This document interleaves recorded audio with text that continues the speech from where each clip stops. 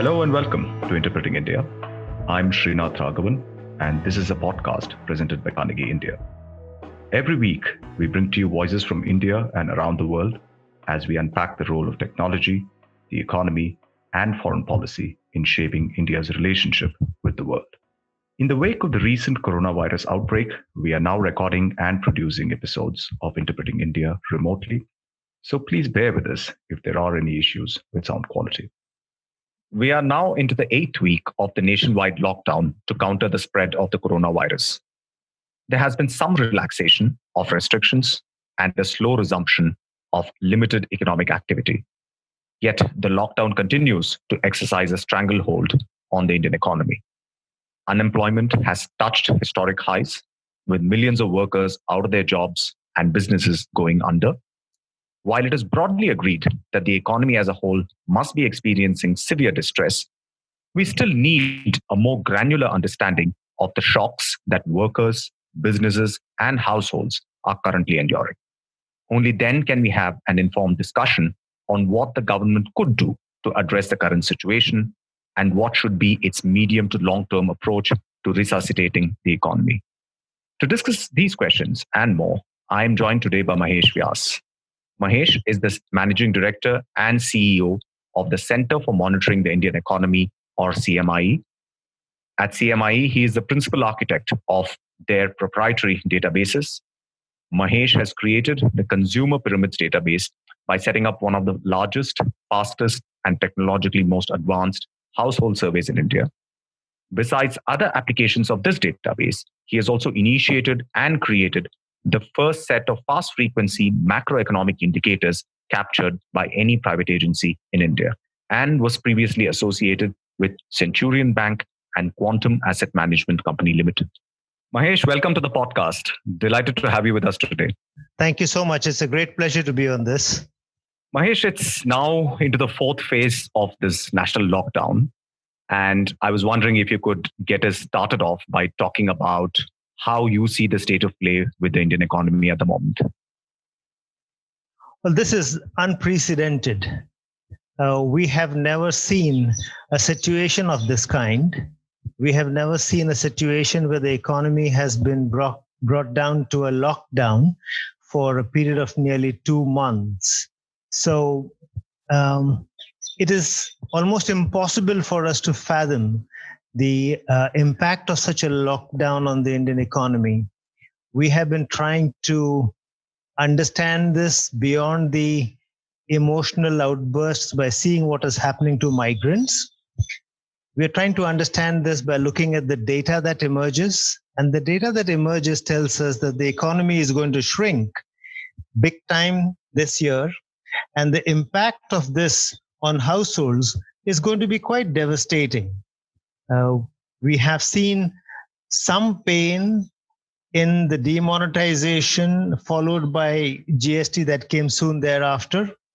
But I think this is much larger in scale. The impact of this on households' well-being is going to be very, very, very dramatic. So one of the things that your data has been showing up, and I'm here referring to the data that is coming out of your Consumer Pyramids household survey, which is this very large survey. It's almost continuously in operation, where you cover about 175,000 households.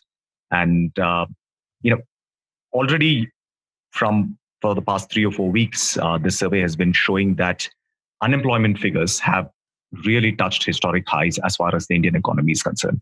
Could you just tell us a little bit about how exactly we come to those kinds of numbers and what might be the longer term causes beyond simply the lockdown?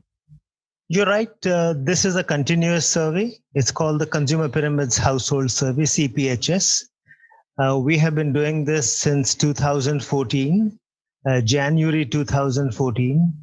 The survey is conducted over the entire panel of households, which is 175,000, over a period of 4 months.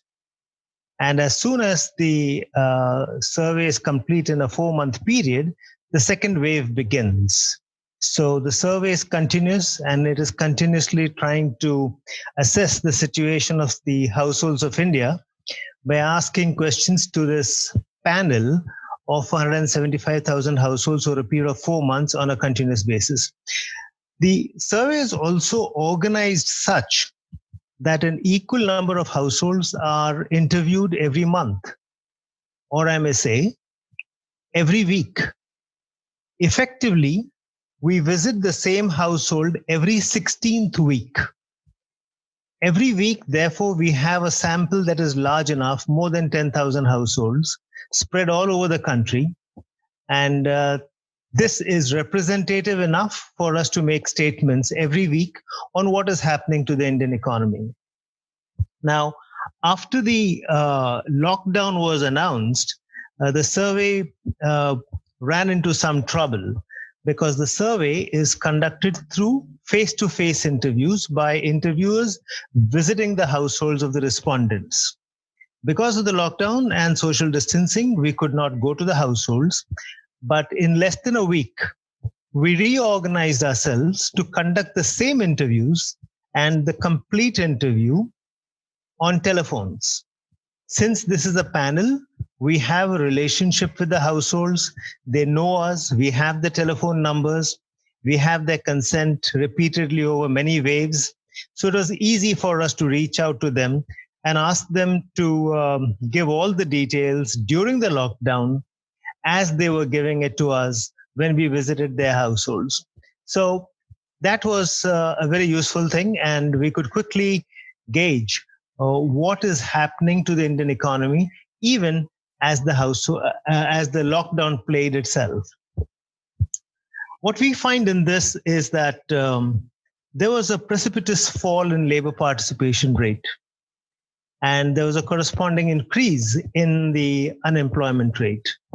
So the labor participation rate, which according to us for the country as a whole, was of the order of 42 to 43% before the lockdown was announced, dropped down to 35.5%.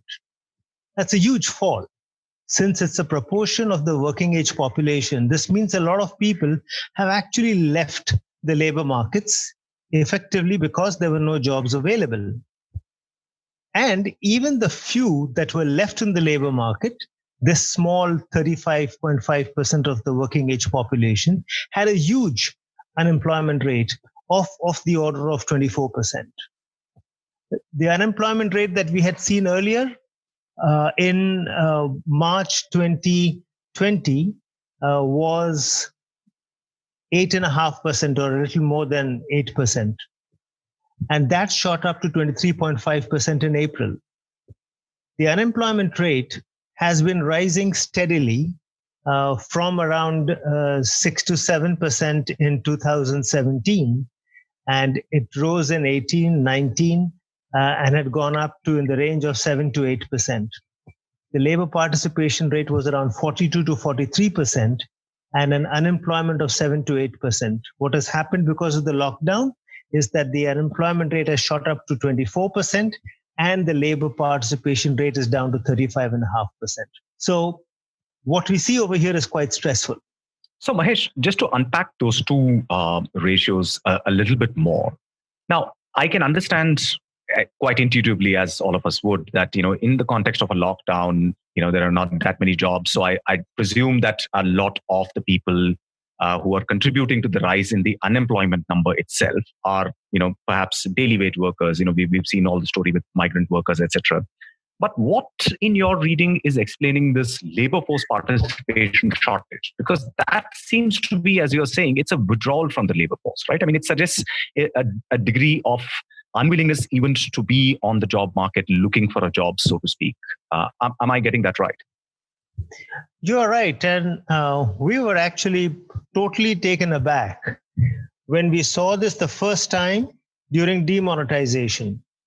So before demonetization, we got numbers like 49 to 50% for labor participation rate.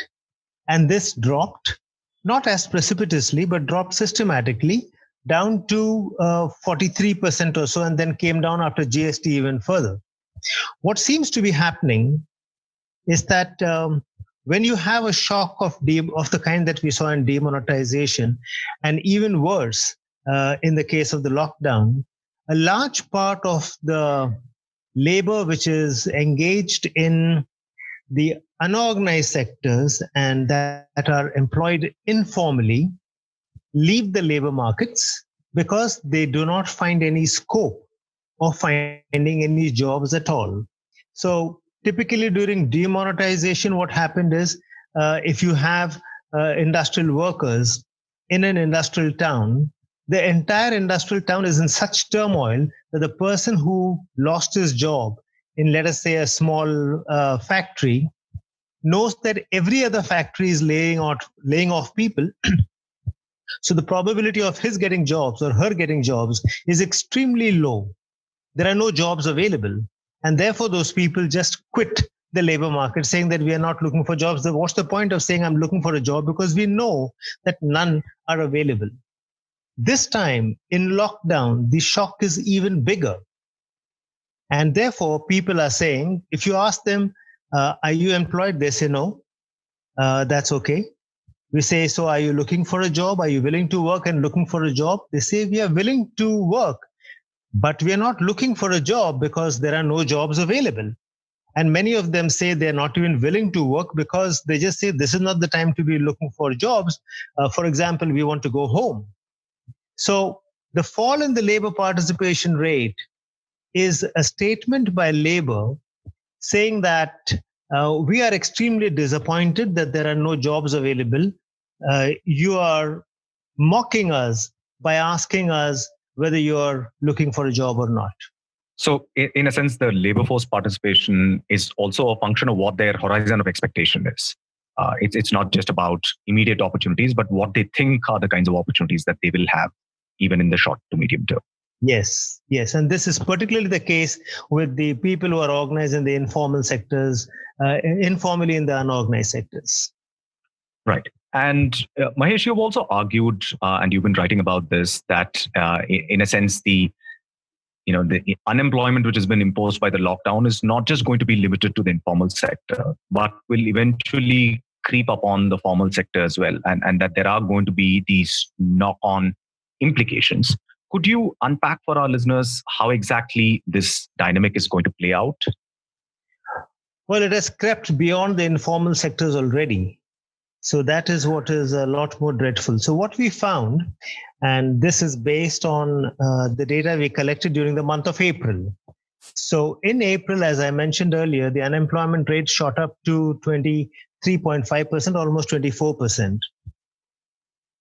What we saw is that there was a sharp fall in employment. Now, if we calculate the number of people employed in the year 2019-20, India had 404 million people employed. And in April, it had 282 million people employed. So effectively, 122 million people lost their jobs. On a base of 404 million, 122 million people lost their jobs. Now, what's important is the composition of this loss of jobs. 91 million jobs were lost of small traders, street hawkers, wage laborers, those kinds of people.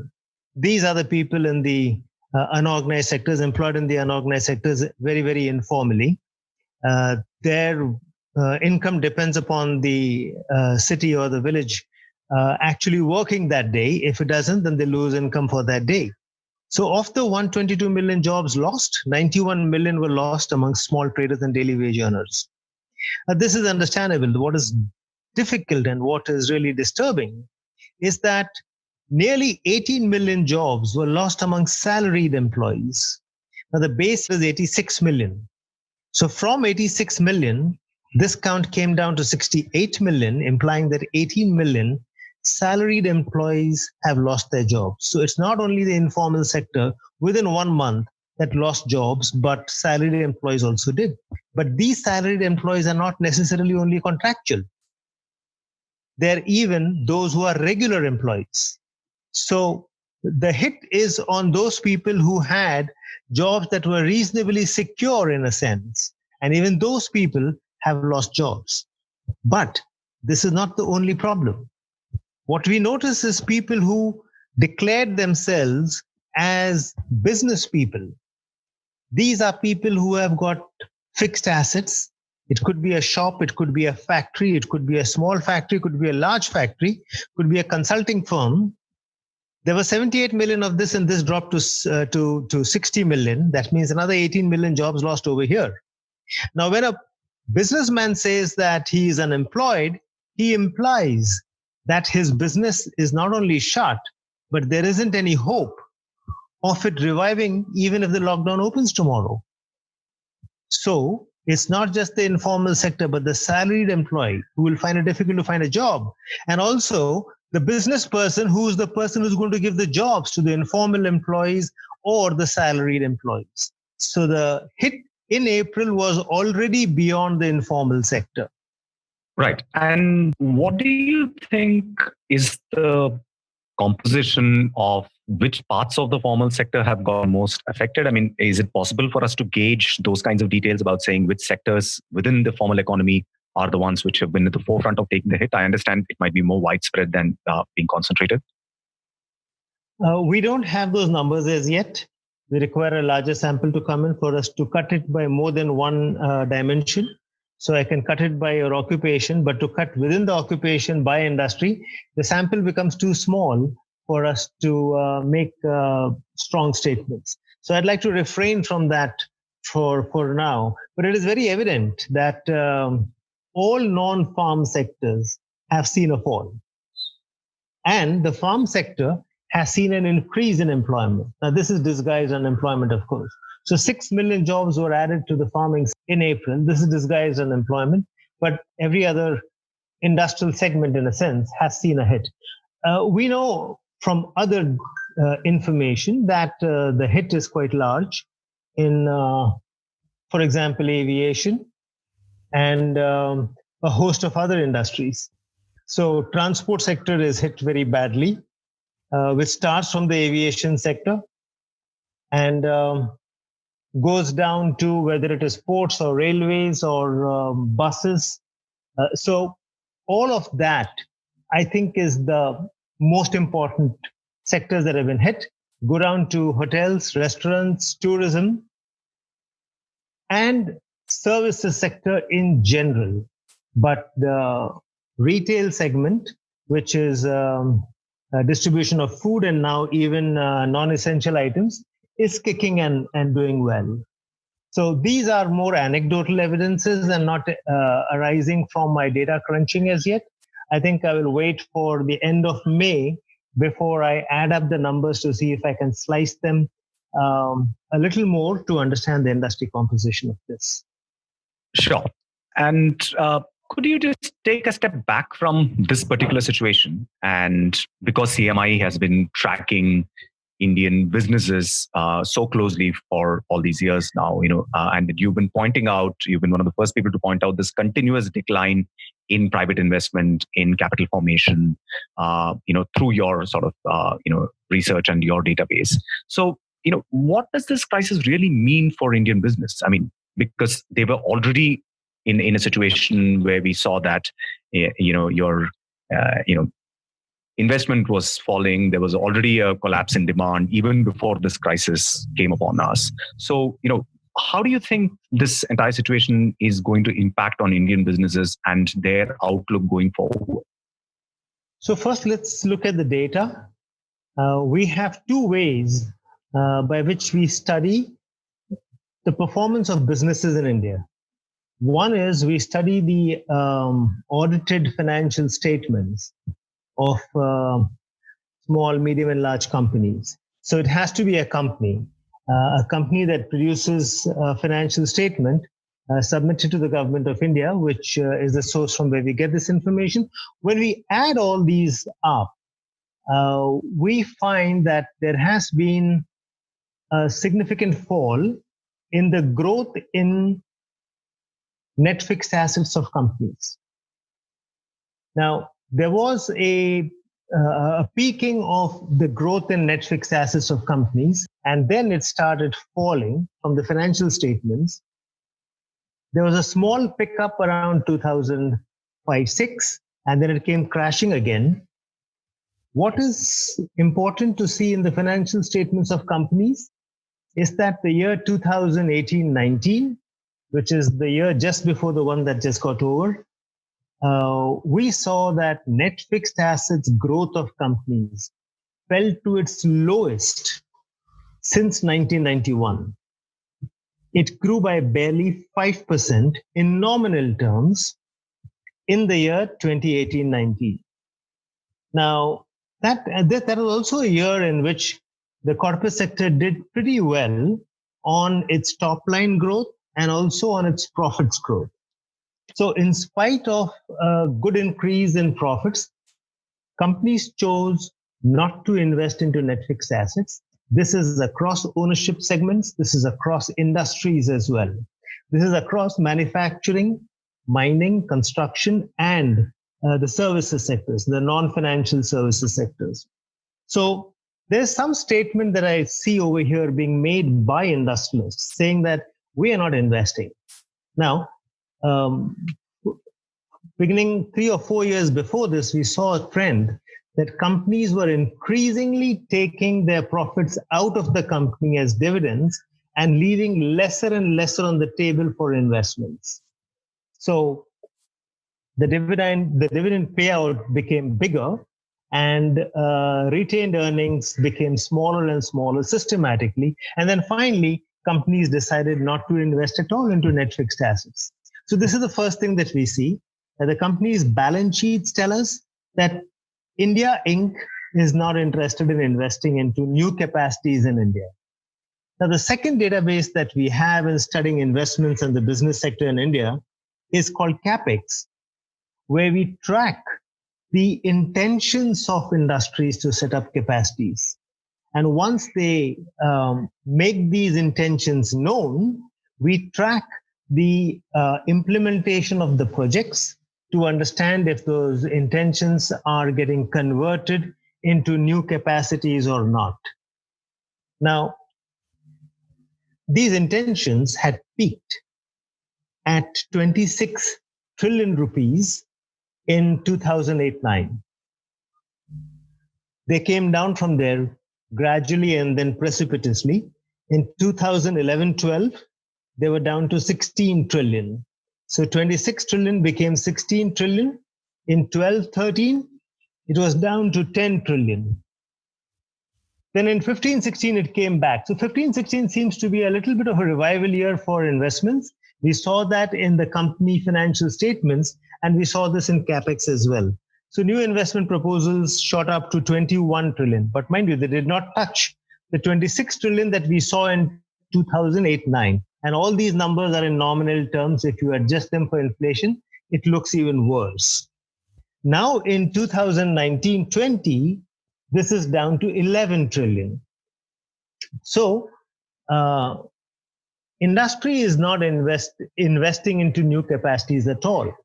This actually makes sense because the capacities created in the recent past, nearly over the last 10 years, is barely getting fully utilized. According to the survey conducted by the Reserve Bank of India called OBICUS, capacity utilization as of December 2019 was only 68%. If you don't have capacity utilization, which is well above 80%, industrialists do not invest into new capacities. So we really have a long way to go before capacity utilization reaches that level by which industry will start investing. Now, if industry does not invest, and I don't see a reason why they should be investing for the next maybe even 2 years or maybe even more than that, I see no way in which formal employment can come back. And therefore, any hope of growth being in the positive zone for the next at least 1 year is next to impossible.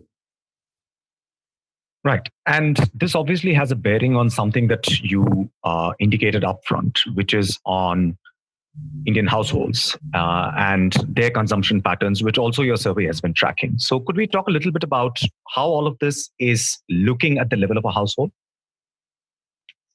See, the best way of looking at this at the level of the household is to see what do households say about their income levels. So there are two different surveys on this. So I'll talk about the one that my colleague Kaushik Krishnan did with Marianne Bertrand and Schofield from Wharton School, which asked people this question that during the lockdown, has your income shrunk? And we found that 86% of the households said that their incomes have shrunk during the lockdown compared to what they were earning before. 86% people saying that their income has shrunk is really a very big number. A very shocking number that they found also was that nearly 2/3 of the households said that they cannot survive for more than a week if their incomes did not come back again. They had income or they had means to survive only for a week more without having to seek external help. So households are very severely impacted. But there's another way of looking at this, which is we have been asking a systematic question since 2016, which is based on consumer sentiment surveys conducted by University of Michigan. Our survey is fashioned exactly on the way in which University of Michigan's survey is designed. Here we ask 5 questions, and one of them is the financial well-being of your household today better than, worse than, or the same as it was compared to a year ago? And typically we found answers which said that, which showed that around 35% of the households would say we are better off. Around 9% or max 10% would say we are worse off. And the rest would say we are the same as before. In the month of April, this changed dramatically. 47% of the households said that we are worse off compared to a year ago. And this was only around 8 to 9% earlier. So the survey conducted by Kaushik Krishnan and his colleagues and the survey regularly run by CMI tells us that the incomes of households has been hit very badly. The index of consumer sentiments, which has a base of 100 in September, December 2015, is down to 40, just 40. That's a steep fall. Both current economic conditions and consumer expectations are down to their 40s compared to a base of 100. So I think households are very stressed. We will get a better answer in early June when we will be able to compare the actual incomes reported by the households in terms of rupees in the month of April to what it was earlier. You see, we will be able to capture the April income only after the month of April is over. So the month of April got over on 30th, and in the month of May, we are asking, what did you earn in April? So by the end of May, we will get to know from a good sample what the income is, and then we'll compare again what happened to the incomes. But the initial indications are that it's a pretty bad hit. And, this household picture that you painted, there is always a gender dimension to this problem as well, right? Which is that women typically tend to bear disproportionately the cost of not having access to the labor market or being forced into the care economy, so to speak. And, this happens in every historic pandemic. There's a disproportionate burden on women to look after the sick, the elderly, the children, and generally take care of the household even more than they normally do, which means that their ability to go out and earn something is also shrinking in this context. We saw this hit on women in a big way post-demonetization. So the shock of demonetization was largely borne by women in India. The fall in labor participation rate is almost entirely borne by the women. Men labor participation rate did not fall and women fell. But now it has fallen so badly that the scope for further fall in the labor participation rate of women is extremely small.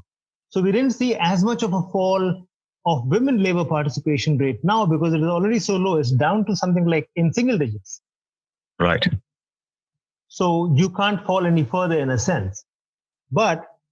The fall in the demonetization phase was really very strong. So we have been watching this since then and seeing wave after wave what is happening to the women.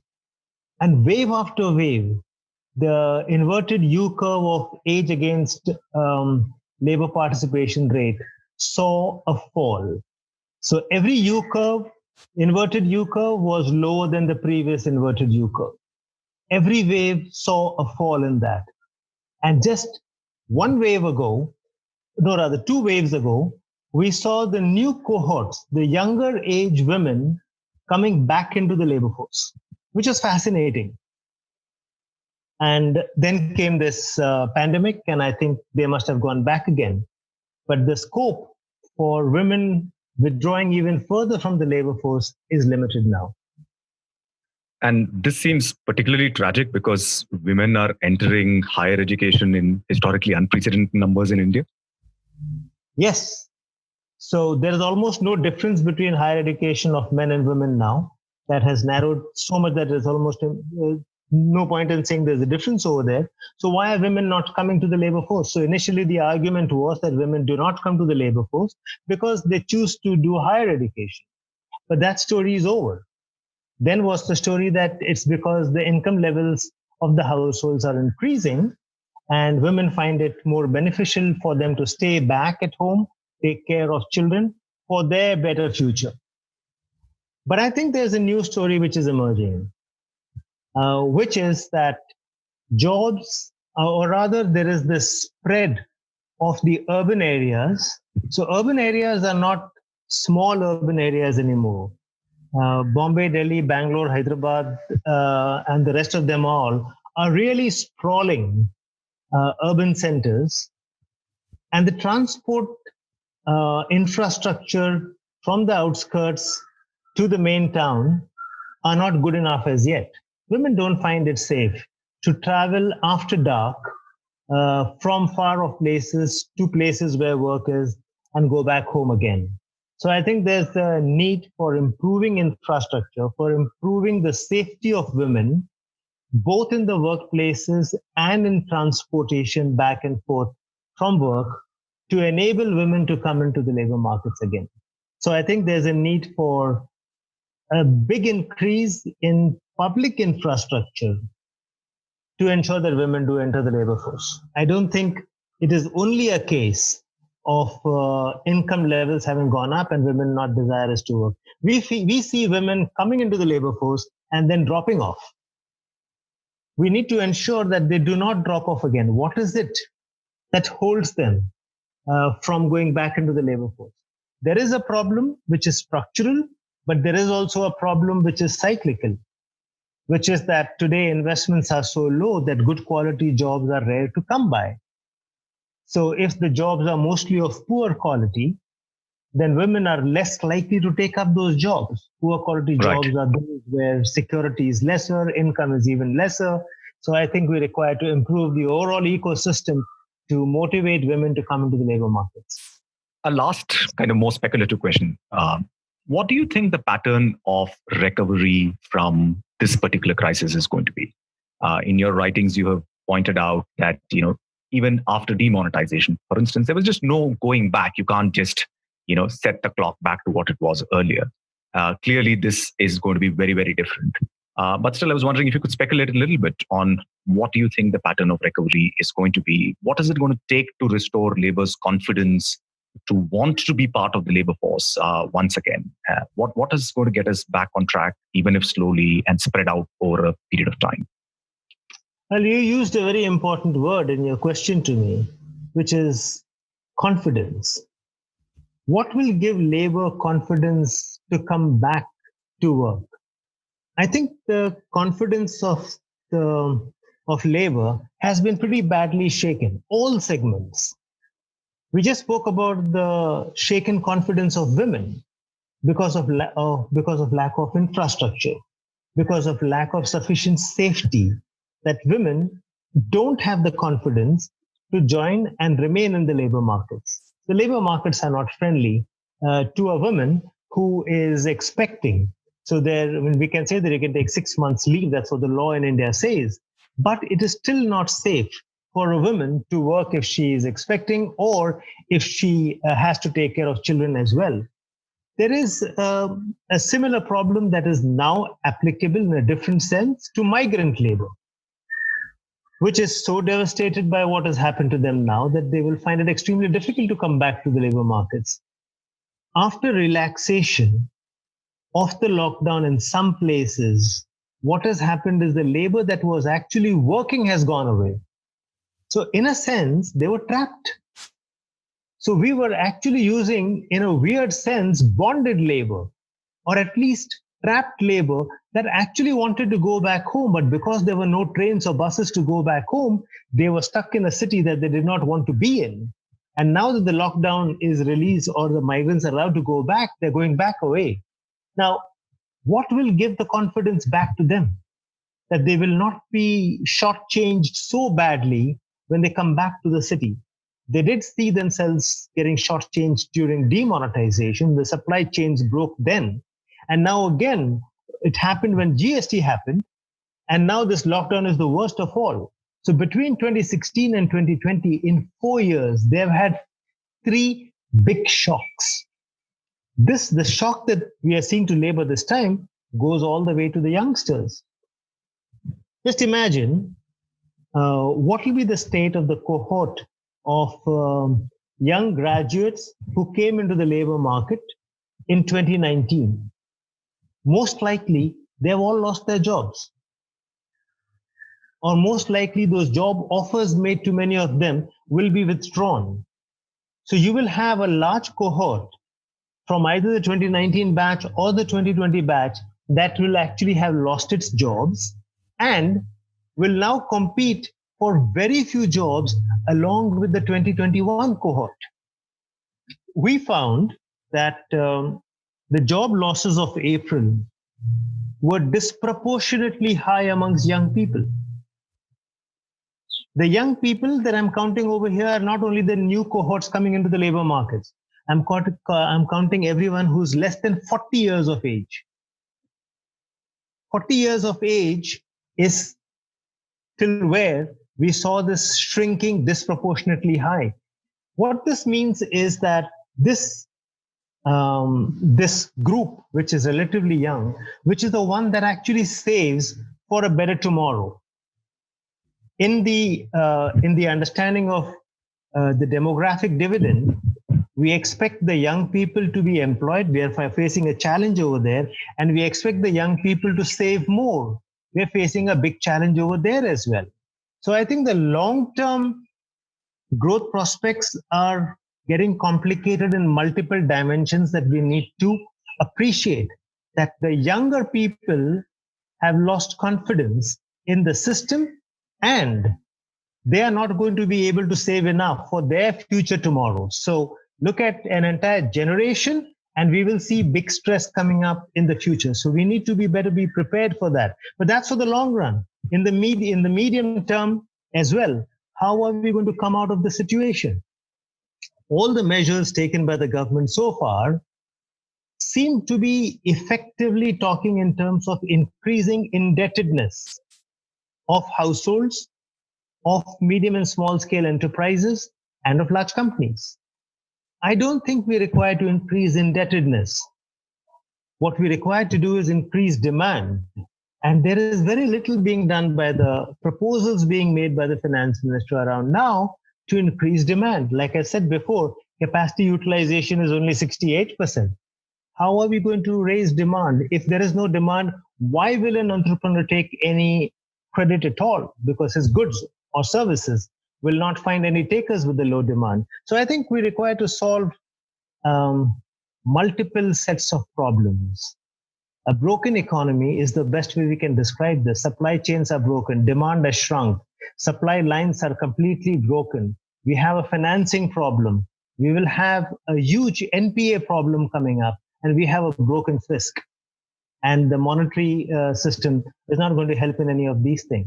The challenges are many to fix the economy to come back to shape. Mahesh, this has been a very sobering conversation, but at the same time, it's also been very illuminating.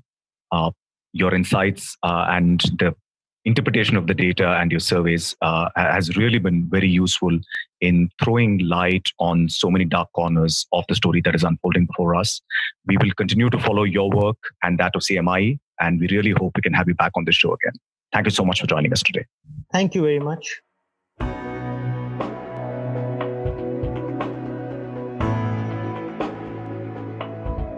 Thank you for listening to this episode of Interpreting India. Stay safe and don't forget to wash your hands. For more information about the podcast and the production team, you can follow us on social media and visit our webpage.